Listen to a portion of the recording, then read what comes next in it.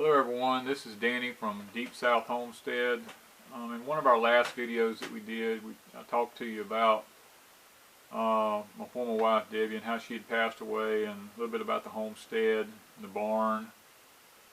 And I had told you that maybe a little bit later on I might want to talk about some of the other things in my life and how I got to this point.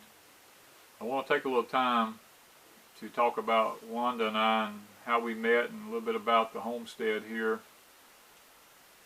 And after Debbie had passed away, I had had several issues. She passed away about a little over 5 years ago, or right around 5 years ago, and I had a lot of health issues at the time, and I really didn't think I was going to be able to keep the homestead going, to be honest. Had some heart problems that had arisen. And I was disabled, couldn't get out and actually hold a public job at that time, and going through all the cancer treatments and all had depleted my income. I virtually had no income at that moment, and did not know if I was going to be able to keep the farm. Even though it was paid for, I just didn't know if I was going to be able to keep it. And at that time, my parents were both getting old, and my mom had a stroke, and my dad had been confined to a wheelchair. He could get up and down, but he was starting to fall. And I felt like it was best, being as I was by myself at that time, that maybe I needed to go help take care of my parents. And that's what I did. I left the homestead here, went out to my parents' house to help take care of them. I'm about 20 minutes from a hospital. They're about 3 minutes, and due to my health, the doctors had told me it'd be a little bit better off for me if I was closer to a hospital in case something happened. And as I stayed there, I stayed with them for 2 years, taking care of them. And it's just amazing how God works in a person's life. I am a born-again believer. I spent a lot of time praying, a lot of time reading scriptures, just studying God's Word, trying to figure out what His will was for me in my life. And I really didn't know. I had put the farm up for sale. I thought maybe God wanted me to move out closer to my parents and be there where I could take care of them, because at that point in my life, I was 51 years old. I really didn't see if I'd ever be able to marry again, or if there was even a woman out there that had the same interest that I had, or was even be interested in marrying a guy who was disabled, didn't have an income at that time. And I wasn't sure. But to show you the goodness of God, Wanda was brought into my life by God. When I met her, it was amazing, is all I can say. I didn't think that anyone would ever be able to replace Debbie, but God really did a miraculous thing when He brought Wanda into my life. She not only is almost an identical companion person for me.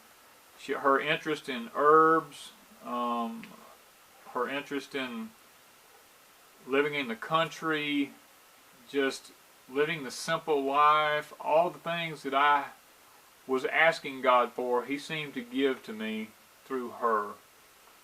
And now, the one thing she wasn't, I guess, was an animal person. She wasn't too crazy about animals, and I loved animals.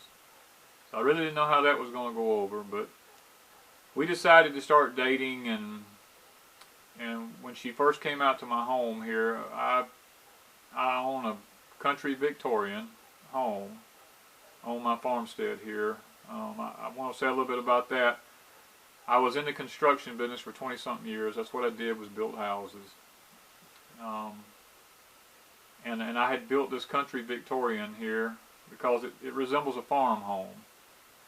And I'll never forget the first day she walked into my dining room. I have a octagon-shaped dining room, kind of like the old Victorian parlors were, with the high ceilings and stuff. And I saw the tears running out the corners of her eyes, and I didn't know if maybe something had offended her or what. But what I didn't know was this is something that she had always desired her whole life. And in a way, it kind of made me feel good to know that she was going to love the, going to love the home and be able to be here on the homestead. And we decided not to sell it at that point because that was what we were trying to do. We were trying to come up with a decision on whether or not we wanted to sell this homestead or not and start new. And after talking and going over dreams and hopes, we both decided that we would keep the homestead and try to make a go of it here. And in the midst of all that, it seemed like things was going to really work out because God began to bless. I'm still not able to go out and hold a public job. She was going to school at the time, and she went ahead and finished out her year of school. And we began to make plans here on the homestead. We began to raise gardens. She loved canning. I love canning. We got chickens and not goats, but pigs. Which, like I said, she wasn't an animal person, but since then she has really learned to love having her chickens, and that has become a part of her life now that she just really enjoys. Well, we planted fruit trees, we planted gardens, we began to raise, we began to can. And after Hurricane Katrina, I learned a very valuable lesson that if you're going to live in the deep south in a hurricane zone, you really need a place to get in the case of a hurricane. So I brought in a track hoe and I built an underground cellar, a place that we could get in case bad weather like hurricanes come.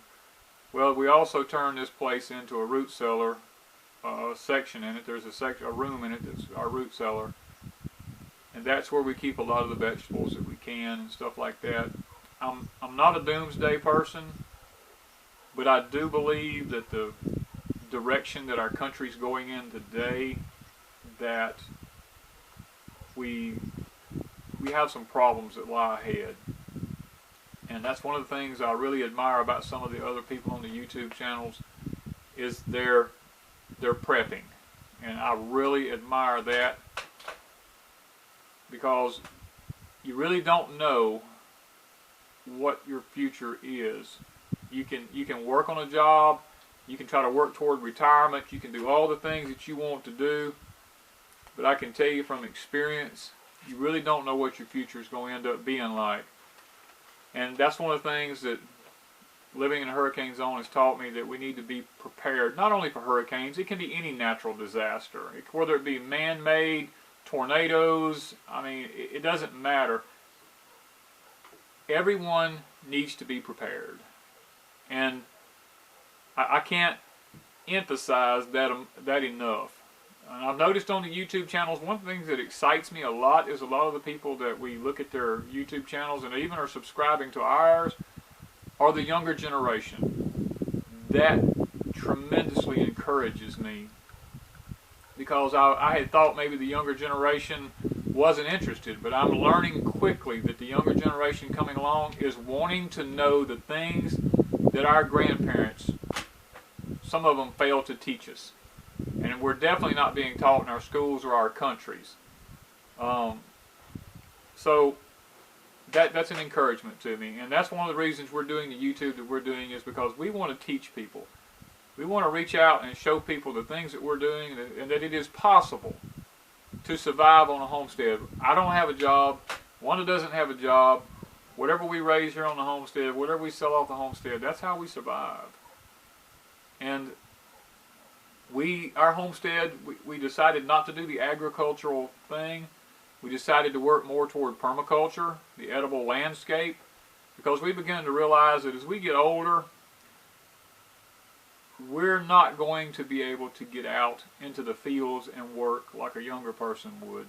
So therefore, in our yard and right here close around our home, we're putting in fruit trees and raised beds and stuff to this nature so that and you've seen some of the things around my barn. We have pots and stuff like that, container gardening, so that the older we get, we're trying to think about that now. And I would encourage anyone, as you begin to build your homestead, think about your older age or or a disability that comes about that's unforeseen. You never know what life's going to throw at you. So rather than losing your homestead, design your homestead to the point where when you're older, you can enjoy it. And Wanda and I are both in our mid-50s now, and that's one of the things that we're working towards at this point in our life, is being able to design our homestead so that when we're older and we don't have the health that we need to have, that we can get out as a couple and still enjoy our homestead together. I hope that this portion of the video about Wanda and I and our journey on the homestead has maybe been inspirational, or maybe has helped someone. You know, if you like it, I would like for you to like it, share it, subscribe to us, because all we desire in life is just to help other people learn about the homestead. And I'd just like to take this time to thank those who have watched. Thank you from Deep South Homestead.